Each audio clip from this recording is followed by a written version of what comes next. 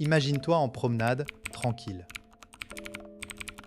Ton chien est détendu, tu profites du soleil. Soudain, au bout de la rue, un autre chien apparaît. Avant même que tu aies le temps de penser, ton chien se tend. Ses oreilles se verrouillent sur la cible et en une fraction de seconde, il tire comme un fou dans ta direction, t'entraînant presque au sol. Ce scénario, tu l'as vécu combien de fois? Et si je te disais que ce n'est pas un problème de dominance, de manque d'éducation ou de caractère? C'est un problème de distance critique, un concept scientifique que la plupart des propriétaires ignorent et qui transforme une promenade paisible en combat de rue.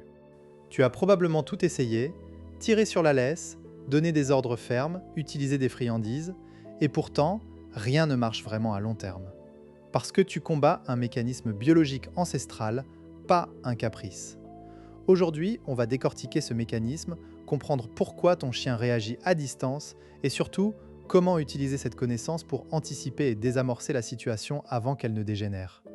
Tu vas reprendre le contrôle, sans crier, sans tirer, sans stress. Le paradigme faux, c'est de croire que ton chien tire parce qu'il est excité ou mal élevé. Beaucoup de dresseurs te diront de travailler le rappel, d'utiliser des récompenses ou de punir l'attraction. Mais tout ça rate la cible. Le vrai problème, ce n'est pas l'excitation en soi, c'est la distance.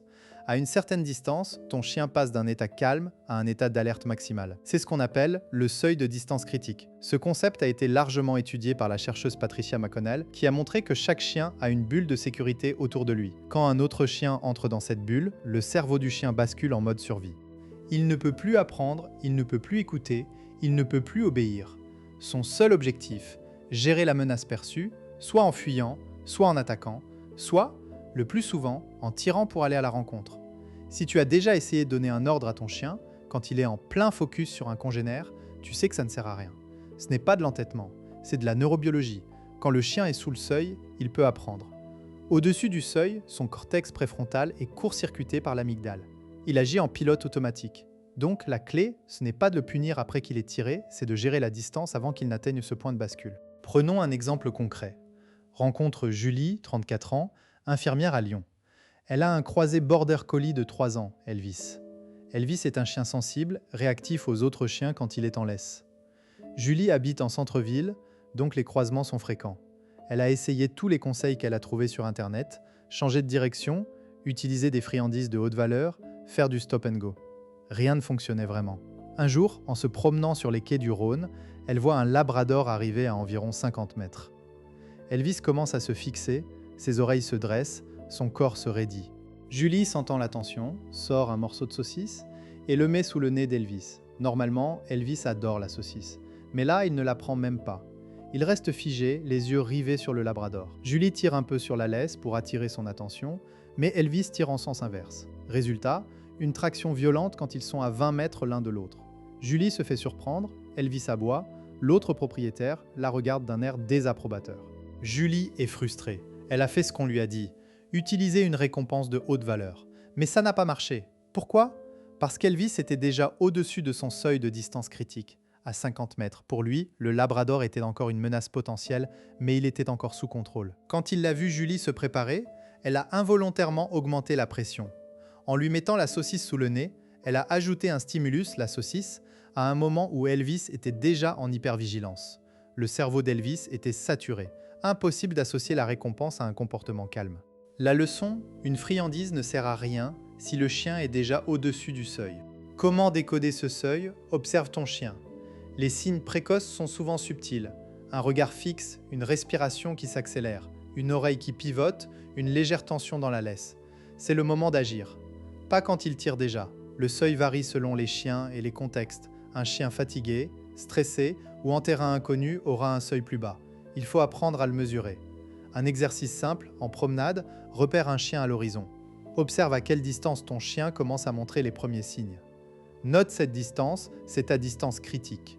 Pour Elvis, c'était environ 40 mètres. À partir de là, toute tentative d'éducation classique est vaine. Il faut agir avant. Les conséquences d'ignorer ce mécanisme sont lourdes. D'abord, le chien associe la rencontre avec un autre chien à une expérience négative. Tension, traction, parfois punition.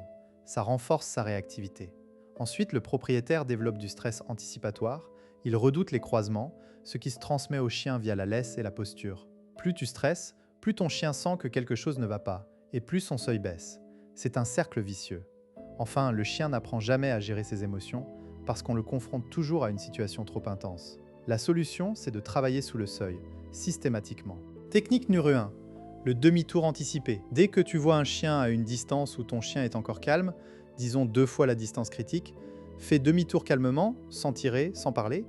Ton chien va te suivre naturellement. L'objectif, éviter le point de bascule. Pas de confrontation, pas de stress.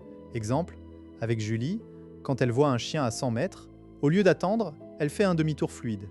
Elvis la suit sans tension. En quelques répétitions, Elvis apprend que voir un chien signifie parfois changer de direction. Donc, il ne monte pas en pression. Phrase clé à utiliser pour toi-même. Je reprends la distance. Pas d'ordre au chien. Technique numéro 2. Le jeu du regard. Une fois que tu as de la distance, profite de l'écart pour capter l'attention de ton chien. Quand il regarde le chien lointain mais reste calme, sous le seuil, récompense avec une friandise, mais pas devant son nez. Lance-la sur le côté ou derrière toi pour le faire bouger et casser le focus. Ou prononce un mot-clé comme « Regarde-moi » si tu l'as déjà entraîné. Mais attention, ne le fais que si ton chien est sous le seuil. Si tu sens la moindre tension, retour à la technique numéro 1. L'idée, c'est d'associer la vision d'un congénère à quelque chose de positif, mais à distance de sécurité. Petit à petit, la distance critique va se réduire. Technique numéro 3.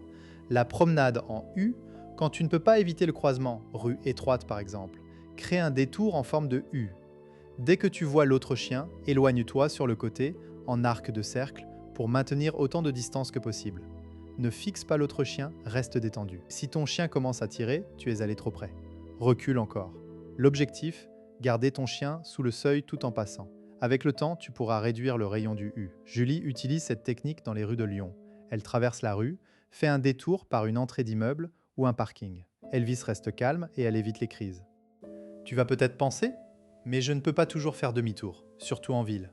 C'est vrai. Mais au début, il faut être strict.